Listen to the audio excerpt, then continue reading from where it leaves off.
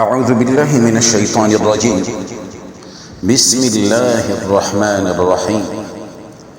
القارعة ما القارعة وما أدراك ما القارعة يوم يكون الناس كالفراش المبثوث وتكون الجبال كالعهن المنفوش فأما من ثقلت موازينه فهو في عيشة راضية وأما من خفت موازينه فأمه هاوية وما أدراك ما هي نار حامية.